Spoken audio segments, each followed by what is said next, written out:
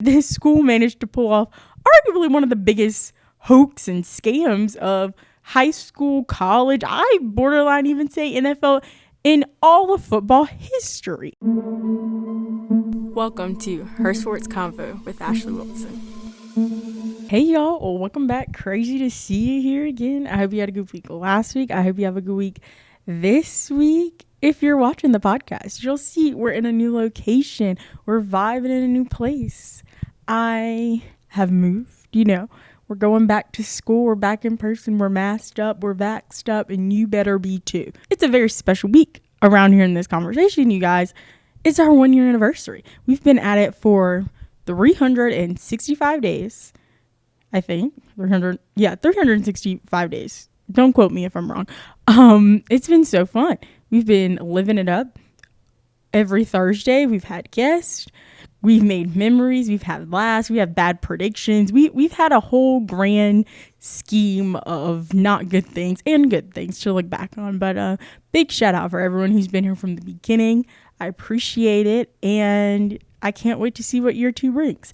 Technically, our 1 year is not until Friday. So if you're listening to this today, it comes up. It's the following day, that Friday. But if you're listening to it late, we still love you. We still appreciate you. And thanks for coming. That's enough of the sappy stuff. So let's get to what you came here for. And first things first, of all the things that's happened today. Today for me is Tuesday. Woke up this morning and saw that Cam Newton is no longer with the New England Patriots. Well, technically I didn't wake up. I'd been up for like 4 hours already by the time that happened. But what? I'm shocked, but I'm not shocked. Hear me out. Okay, because I feel like he was called into the office. Bill and the quarterback coach and all the offensive people were like, we're choosing Mac to be our QB1. Cam was like, no, I am no one's backup, and I for sure ain't Mac Jones' backup. And he asked him to be released. I feel like that's 100% what happened. Unfortunately, I'm not saying that's the stage that Cam Newton is in his career, but he didn't play good last year and he was QB1 and they assume Mac Jones is going to be good. I am not a Mac Jones stan. Love Alabama, but Mac Jones, that's a no for me, dog. There's rumors that he could be going to the Cowboys. I mean, I'd love to see it, him and Dak, but he'll still be a backup. Like, we all know he's not going to start over Dak. Who knows what happens for him? He'll probably end up with a job. Maybe he won't. I mean, he said in his little Instagram post, like, don't be like sad for me. It's all good vibes, good feels over here, in his like Cam Newton hieroglyphics font that he loves to use all the time. But it's the future. I don't think his career is over. I don't think his career is over. I don't think his career is over. I think it's over in the way that he thought it would be. He could, who knows? He could pull Andy Dalton. Like Andy Dalton, we all think Andy Dalton should not be, the starting QB for the Chicago Bears, but here he is. So you never know. You never know in this league. But this is also a good showcase of how your lifetime in the league isn't that long. Like you have Devontae Freeman, who got released from the Saints today as well. And he was like the star running back for the Falcons for a very long time. And now he's on the outs. He's a good running back. He's just not as good. He's just not as good as everyone else. So it's not that his career is over. Like I said, I fully believe that Cam is going to bounce back and he's going to be, Superman in it, Black Panther in whenever he hits the field again. But I wouldn't be shocked if we don't see him anymore this season. That's just how I feel about it. I mean, where else would he go? Like, where else would he go? I mean, Carson Wentz is in Indiana. Like, there's no other options for him. I wish him the best, though. Really, but I think that Mac Jones being the quarterback of the New England Patriots is perfect. Like, who else would be their QB1? No one really likes the Patriots. No one really likes Mac Jones. I mean, that's a perfect pairing right there. You can't write that up any better. Like, find me a Mac Jones fan that's not his mom. Exactly. You can't, because there's no one who's like, oh my God, I love Mac Jones. He's not that great. He's not that great. He looks like the kid in school that would tell the teacher you forgot to collect the homework. Like, he gives me strong vibes in that category. And best of luck to the Patriots. It's going to be one to look at. Another thing that happened in the NFL over the past few weeks, we've had some waverings, we have some releasings, but we also had J.K. Dobbins. He played in a preseason game, which I don't understand why starters are playing in preseason games. He even tweeted, well, he didn't tweet it, he liked to tweet about, people questioning why starters play in preseason games, and he hurt himself, and now he's going to be out for the rest of the season. And that's ridiculous. Starters shouldn't be playing in preseason games. If you watched one episode of Hard Knocks or any show or heard any story about people who are actually trying to make the 53-man roster, you know that those preseason games are those tryouts for them. And the fact that J.K. Dobbins played in that game and now he's out for the end of the season, that's really bad for the Ravens because they needed him very badly. They need that running game because I'm not saying that Mr. Lamar Jackson can't hold it down, but that's something that really hurt them this season, well, last season, because they couldn't differentiate their run game and their throw game because everyone was like, oh, Lamar's going to run. Lamar's going to run. Oh, Lamar passed the ball. Well, they got us that time, but Lamar's going to run the next time. They got to switch up their game, and not having J.K. Dobbins there is going to hurt them. I mean, yeah, they probably have other running backs. I think Mark Ingram left. I'm pretty sure about that. And it's going to be hard for them to make that up and make that run they think they are. But the season's wide open. It starts next week. I'm going to not make any predictions right now. You have to come back next week to see my who's going to win the Super Bowl predictions that are definitely going to be wrong because we're still keeping up our offer predictions in year 2, people. We're not letting those go away by any means. The thing that has capsulated the football community over the entire week is Bishop Sycamore. What? If you don't know anything about Bishop Sycamore, let me give you a little backstory. So in the past weekend, it was the Geico High School football kickoff, and a few, really big known academy, football programs. Like the kid go to high school and they're getting an education, but more than likely they're just going there to become, professional football players, that kind of situation going on. And they play, they played on Friday, they played on Saturday, and the end all be all, Hall of Fame high school game in Canton, Ohio was against last year's national championship, IMG Academy, and Bishop Sycamore. And I didn't know anything about Bishop Sycamore, but I was like, hey, I'm not the knower of all things. They wanted to have a team from Ohio because they're in Ohio. I guess it's good marketing, whatever. They had, a team from Ohio, allegedly, and they had IMG Academy, and IMG Academy ran them out of the stadium. It was not a good game. You can go back and find all the clips of them getting pummeled, them getting ran over. It was not fun for anyone, and I assumed when I saw the last little, bit of it, I was like, oh, that's so bad for those kids. Little did we all know. They were not children. They were not high schoolers. So, in the end of the game, the commentators, were putting on, to me, their best NBC Sunday Night Football, because if you watch it, those commentators, they're always going in. They're never giving anyone any, wavering means. They were going in. They were like, how can these coaches put these kids out here?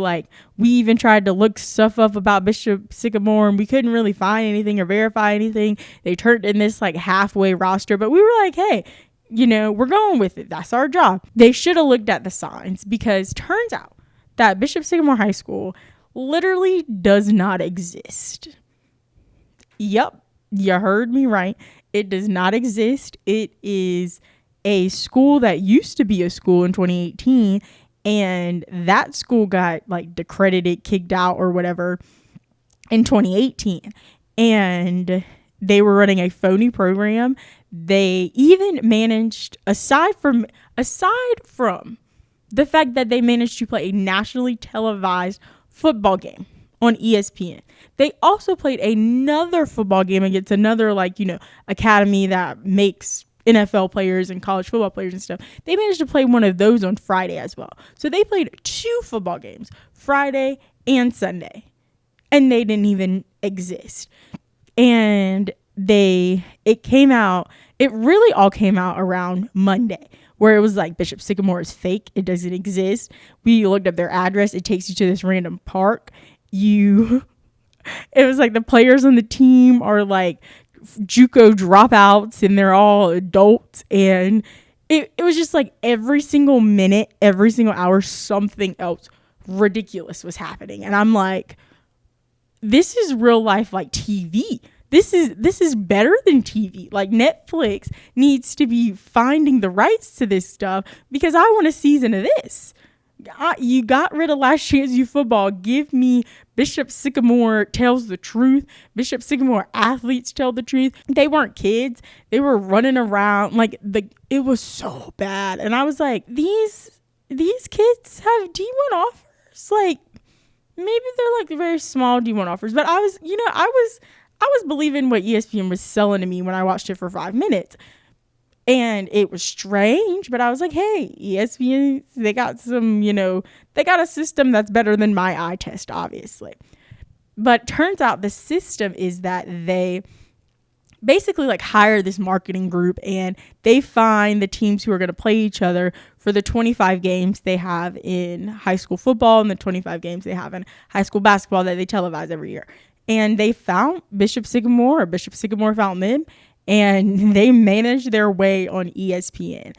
And it came out yesterday evening, like early. Yesterday evening equals Monday, early today equals Tuesday. There was this athlete who played for Bishop Sycamore under their former name in like 2018, and he basically did a tell-all with Complex. I'll link it down below if you wanted to get, his word for word account for what happened. But basically, he accounts for the fact that he was recruited by them, that they basically sold him and his family on all these lies that, he was going to go to school and he was going to get offers and they were going to make him better. And none of that happened. None of that happened at all. He goes on to tell how they like lived in a hotel for 5 months, how he, thought that, okay, we're living in a hotel because it's July and August and school isn't in, but when we go to school, we'll go on campus and we'll have our dorms or whatever. Never happened. He said like out in October, they had like a house and that was basically it. They never went to school. They never did any like educational things. He would like tell his mom that, he's in school and he's in all that because he just expected to like start happening like when school got started. Cause again, he went in there in like July and he was like, there's no school in July. It's fine or whatever. And none of that happened. He was a junior and he was 15 turning 16 and he was the youngest player on the team. He was like, everyone else is like 19 and 20 and they're like full on adults. And I'm like, this is insane. Like, this is so insane. Like ESPN really did themselves dirty because if they would have still televised this game but been like, oh, these grown adults are playing these like Division I, signed recruits, a lot of more people would have turned in and not, clicked off after 5 minutes like I did. They would have gotten so much viewership from this because it's insane that this school managed to pull off arguably one of the biggest hoax and scams of high school, college, I borderline even say NFL, in all of football history. Like, what? Do you know how many people signed off on this? Like, so many people signed off for it to get this far. And not only it get this far as in to get to ESPN on a nationally televised game. I mean, he said that this school started, they've been doing this since 2018. And it's 2021. So they've been scamming people somehow, some way for 3 years. And the gig is up. But I mean, at this point, this is the best gig they had. This is a story you tell. This is a story you sell. Netflix, here they come. HBO, here they come. Because it's so ridiculous not to. And I mean, if I was ESPN, I would buy the rights right now for it. Because you're like, hey, at least I got scammed. I can get the rights and still make a money off of it from the commercials that are going to show during this docu-series. 10 parts. Put it out. I mean, that is the best part for them.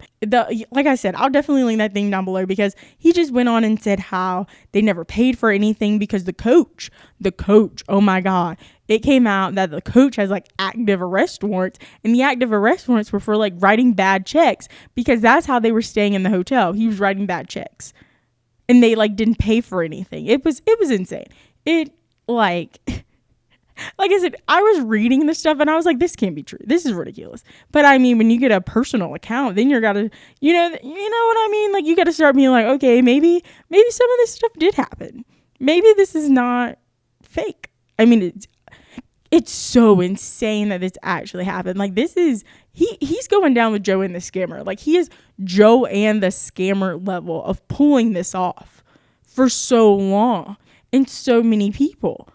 But I mean, the jokes people are getting off on it is like so insane. My favorite one so far is that this is like the Gridiron Gang. If you don't know, it's a very good movie. I mean, I feel like if you went to like a public high school or something, you've probably seen Gridiron Gang. Like, Gridiron Gang is on the same level as like Freedom Riders. I'm not going to go off on this tangent today. Maybe another day. But that's, like, that really happened. Like, that is, could you believe? I wish I was in the room with ESPN, that marketing group, and all the other people who signed off on Bishop Sycamore, like, being able to play in that game. I wish I was a fly on the wall in that room this week, because I know so many people are getting fired. So many people are getting cussed out, and I know it is so good and crispy. They also need to find those people and put them in the documentary as well. Since we're talking about, the education route, we all know Mr. J.R. Smith went back to school this week, and his tweets are so good and pure, and I love it. I'm here for it. I'm here for all of it. I'm here for him going to college and being a part of the golf team, and it's so cute. I mean, as someone who's been in the game for a very, very long time, and J.R. Smith hasn't been in the game that long, and I don't even think you can really count his high school experience, because he didn't go to like that great of a high school. So the fact that, he's tweeting out and documenting stuff that I arguably say like actual freshman 18-year-olds also go through, but he's J.R. Smith, so like his tweets actually get to people, and it's not like his 18 followers from high school. No offense, I don't have that many followers on Twitter either, sweetie. If you are 18 years old and tweeting about your high school experience, I'm there with you. My dream one day is to become famous on UNC Twitter. Maybe it'll happen, probably not. I love it. He's like, I had my first meeting with like Miss whoever, and she's such a nice lady, and she helped me with my homework. I've stayed up for 5 hours doing my homework. We gotta live the grind.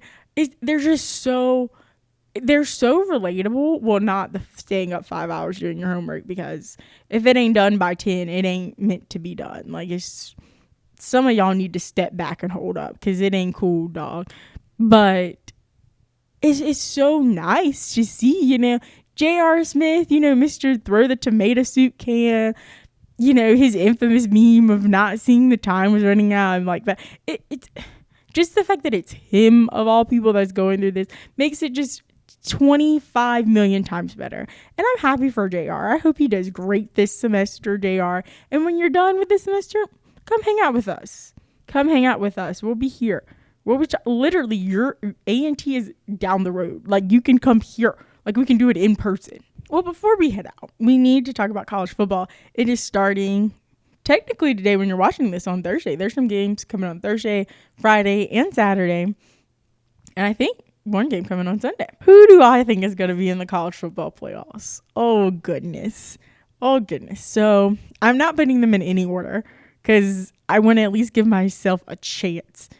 Just a small chance. We all know I'm definitely going to get it wrong, but a small chance of getting it right. So Clemson's not playing anyone this season, so we're going to put Clemson in there. They have one hard game, and it's the very first game they're going to play against Georgia, and the rest of them, it's very easy. They're literally playing UConn, y'all. They're playing UConn. While we're at it, let's throw Bama in there. So that's 2 out of 4 wild cards. My heart wants to say Oklahoma, but I can't. Not Ohio State. I can't think of a wild card, because like when you make these decisions, you have to be like realistic. Like, they're not gonna put like a UMass in there. Army's not gonna get in there. It's a really hard decision. I'm gonna put Georgia in there. Georgia has been trying so hard to get in the college football playoffs. so hard for a very long time to get in there. And I think this year they might got it. They got a pretty decent schedule. Again, they got some hard ones. They got to play Clemson right here at the beginning. But I think Georgia has a chance. In the last and final spot in her sports convo, Ashleigh Wilson's season before it even played playoff top 4. I don't really know where I'm going with this title. Is, I don't know. Somebody tell me. Should I just say Ohio State just for fun? I'm just going to say Ohio State. Who cares? Ohio State. Oh, so playoff, we have Alabama, Clemson, Ohio State, and Georgia. Not in any particular order. When we look back on this clip, come the end of 2021, it's like December 30th, December 31st, one of those days like that. And I'm wrong, because I might be wrong.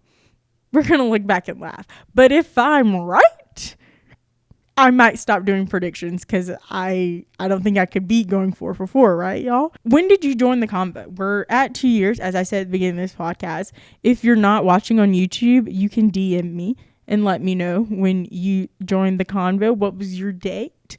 What was your episode? What brought you here?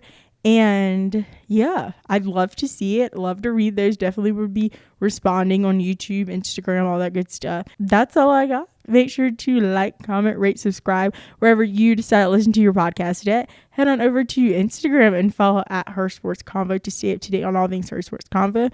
Check out the YouTube channel if you're not already here. Why are you not tapped in? I post new videos every Monday and Thursday. We're having a good time over here or over there, if depends on where you are in the universe of the audio or the visual version. Again, thanks so much for joining the convo. I have had the most fun, the most experiences. I've gotten to talk to so many people. I've gotten to make so many new friends doing this, and it's only been 1 year, and the future is bright for us. Unfortunately, I don't think we hit our 100 subscriber goal on YouTube, but hey, we have so much time to hit that goal and surpass that goal. And we're going to make a new goal for year 2. We're going to make new goals. We're having new strides for year 2. And we'll see where we get, where the future takes us. Again, tell a friend or 5. And as always, be safe, have fun, and don't be afraid to join the convo.